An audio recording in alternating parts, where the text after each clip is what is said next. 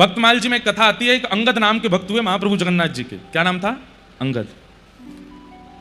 उनके मन में बिल्कुल भक्ति नहीं थी ठाकुर जी के लिए, पर जब उनका विवाह हुआ तो उनकी पत्नी ने कहा कि मैं ठाकुर जी की परम भक्ता हूं, मैं इसी शर्त पे ब्याह करूंगी कि ना तो मुझे कथा में जाने से रोकोगे, ना मुझे सत्संग से रोकोगे, ना मुझे कभी तीर्थ जाने से रोकोगे, एकादशी व्रत करूंगी, ठाकुर जी की सेवा करूंगी, ये सब मंजूर हो तो मैं ब्याह करूंगी।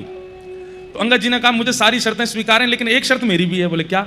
तुम जो भी करोगे मुझसे जिद नहीं करोगे कि मैं कथा में चलूं, सत्संग में चलूं, तीर्थ जाऊं, मंदिर बैठूं, एकादशी करूं, मैं कुछ नहीं करूंगा।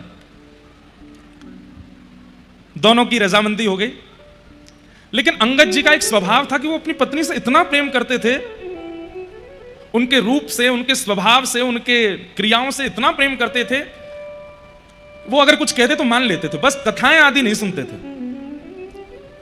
एक बार उनकी पत्नी ने सोचा आज एकादशी का दिन है, मेरा जन्मदिन भी आ गया है संभवतः एकादशी को, आज अपने गुरुजनों को घर बुला के मधुर कथा कराती हूं। तो घर पे जैसी कथा कराई तो संत जन बैठ करके कथा कीर्तन कर रहे थे। इतने में ही अंगद जी आ गए। अंगद जी ने जैसे देखा कि संत महात्मा वैष्णव जन खूब सारे इकट्ठे घर में हो गए और उछल उछल के नाच रहे हैं, कीर्तन कर रहे हैं, अंगद जी को क्रोध आ गया और जाकर के उन्होंने पूरा माहौल बिगाड़ा। संत जनों को कहा निकलो यहां से, तुम्हारी धर्मशाला है, ये घर है मेरा, कोई कथा नहीं होगी, कुछ नहीं होगा, सब लोग अपने अपने घर जाओ।